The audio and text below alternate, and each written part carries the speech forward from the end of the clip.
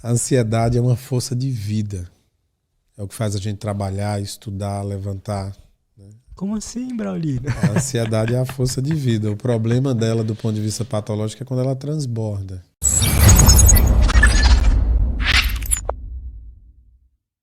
Como combater a ansiedade? A ansiedade é uma força de vida. É o que faz a gente trabalhar, estudar, levantar. Como assim, Braulino? A ansiedade é a força de vida. O problema dela, do ponto de vista patológico, é quando ela transborda. Ansiedade é excesso de energia, né? Do ponto de vista pelo olhar da neurofisiologia, os marcadores ansiosos são correntes elétricas que estão predominantes em espaços que não deveria estar com uma frequência mais alta, uma velocidade mais alta do que deveria. Tá? Combater a ansiedade, primeiro, é uma compreensão de que você cria uma realidade de um estado de estresse imaginário e o seu cérebro dá comandos a partir daquela realidade construída. Então, muitas vezes o ansioso está em casa fazendo uma tarefa doméstica e vem um pensamento negativo. Poxa, e o dia que eu perder meu pai, minha namorada, e amanhã eu vou fazer uma viagem, se o carro virar. De repente o cara está construindo todo um mecanismo de defesa fisiológico a partir daquele pensamento. Então o coração acelera justamente porque o acelerar do coração consegue bombear mais sangue para as extremidades. Se você tivesse num perigo real, você ia precisar lutar ou fugir. Você fica pálido e perde um pouco da temperatura do corpo justamente para levar sangue para os órgãos internos e fazer uma vasoconstricção, porque se você lutando ou fugindo se cortar, você vai sangrar um pouco menos. Olha que coisa interessante. Os tremores musculares, na verdade, é um ensaio de aquecimento dos músculos, porque se você precisar dar uma explosão correndo, você não tem uma cãibra, lesionar e ficar lá mancando, correndo, fugindo do leão, entende? Então, assim, acima de tudo, o processo ansioso precisa de um diálogo, que eu costumo dizer que o grande mecanismo para romper isso é você aprender a intervir no único sistema fisiológico que é consciente e automático ao mesmo tempo e inconsciente, que é o seu processo respiratório. Se você fizer uma interpretação, poxa, eu estou à beira de sentir, pegar numa crise ansiosa aqui, não vou deixar isso acontecer, entrar no jogo, porque a ansiedade é uma ameaça que foge ao teu controle. Não, eu não vou deixar isso acontecer de novo, eu vou mudar minha estratégia, vou falar o que Braulino Peixoto falou lá no Lutz, eu vou fazer uma respiração longa e profunda, vou controlar, vou estabelecer aqui nos primeiros sintomas, não vou deixar a cascata daquelas sensações desagradáveis todas. Aí o pensamento vai pulsionar várias vezes, tentando entrar, pensamentos intrusivos, negativos, e você vai trabalhando, fazendo um treino.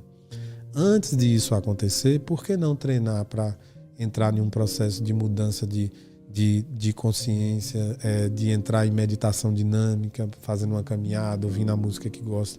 Todos esses treinos vão organizando os pensamentos para uma rotina e uma lógica saudável, que esses pensamentos intrusivos, negativos, eles costumam se afastar. Perfeito. E se a ansiedade vier realmente e não tiver jeito, imagine ela como uma nuvem cheia de chuva em um dia que você quer tomar um banho de sol na piscina, na praia, na Baixada Santista, por aí vai, porque aquela nuvem vem, mas passa. Então você espera os sintomas passar, respirando, tentando manter o controle, porque ninguém ficou eternamente numa crise ansiosa.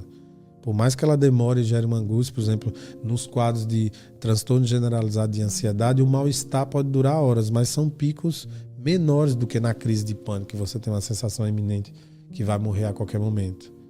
A crise de pânico, ela faz uma parábola matemática, são 10 minutos subindo, chega no auge, 10 minutos descendo e esvaziando como uma bexiga. Qual é o grande problema? É que a crise de pânico gera a síndrome do pânico. A crise do pânico é o estado, o pico maior do medo. A síndrome do pânico são os comportamentos evitativos, que você fica com medo e tem medo de novo. E aí você começa a ter comportamentos evitativos que atrapalham a sua vida e isso fica patológico tanto quanto. Ou seja, de novo, se você for treinado para o jogo da vida, você vai para o pau, para a luta.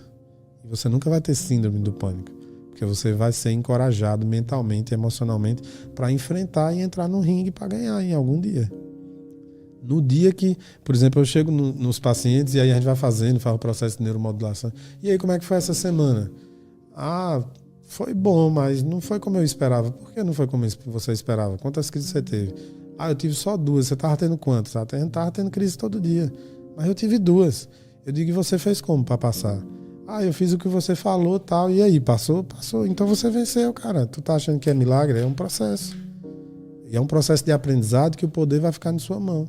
No dia que eu te der alta aqui, tu vai saber lidar com isso a vida toda. A não ser que vier um outro fenômeno aí que você não sabe interpretar. Mas esse aí você vai saber dominar.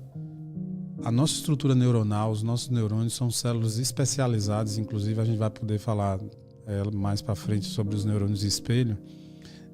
Nossos neurônios, de algum modo, eles são preparados e especializados para ser sensível a tudo que acontece ao nosso redor. E para ser sensível a tudo que acontece dentro da gente também. Como assim? Os nossos neurônios são sensíveis ao som, ao que a gente ouve. É sensível ao que a gente come. É sensível à emoção que a gente vive. É sensível à luz que nos ilumina. Então, é sensível ao calor do sol. Que eles reagem de alguma forma. Eles reagem de alguma forma a tudo que está acontecendo ao nosso redor. E não só a coisas que são palpáveis e visíveis, a questão tátil, as questões sensitivas, as questões gustativas. E os nossos neurônios, por exemplo, são especialistas em serem sensíveis a pensamentos. Isso é muito... E aí, nessa hora, eu recebo o paciente no consultório, eu estou com muito pensamento negativo. Eles estão me atordoando todos os dias, eu não sei o que fazer. Eu estou me sentindo muito mal, porque eu estou pensando todo dia na morte da minha mãe. Eu amo minha mãe, eu não quero que minha mãe morra. Eu vou impactando a pessoa. E esse pensamento é seu? Como assim? Está na minha cabeça? Esse pensamento é seu? Mas como assim? Está na minha cabeça? É meu, não é? Está na minha cabeça. Não, esse pensamento pode não ser seu. Esse pensamento pode não ser seu. Nem todo pensamento que passa na nossa cabeça é nosso. A depressão tem a capacidade de gerar pensamentos negativos e você precisa ter a habilidade de muitas vezes entender que é como aquele dia que você está esperando tomar um banho de sol na praia, no rio, na beira da piscina, e aparece uma nuvem mais escura anunciando a possibilidade de uma chuva e você aguarda um pouquinho e ela passa. Pensamentos negativos, eles povoam o nosso cérebro, a nossa mente, mas eles podem passar. E se você resistir muito, ele persiste. Freud descobriu isso. Tudo que você resiste, persiste. Então perceba que o tempo inteiro aqui na conversa eu vou ficar fazendo uma associação entre o que eu chamo de terapia raiz, voltado para esse processo da tecnologia. Porque tem uma visão dentro do nosso trabalho que diz que remédio, procedimento, qualquer coisa, por mais tecnológica que seja, nunca vai processar pensamento. Mas o diálogo, a relação interpessoal, respeitando, você fazendo um vínculo terapêutico com alguém, de um ser humano como apenas outro ser humano, que se trabalhou terapeuticamente, que fez a terapia do exemplo, que fez a terapia de casa, você se conecta mentalmente com o outro. Entende? Se você me perguntar assim, qual a tua missão? Devolver pessoas ao caminho da felicidade.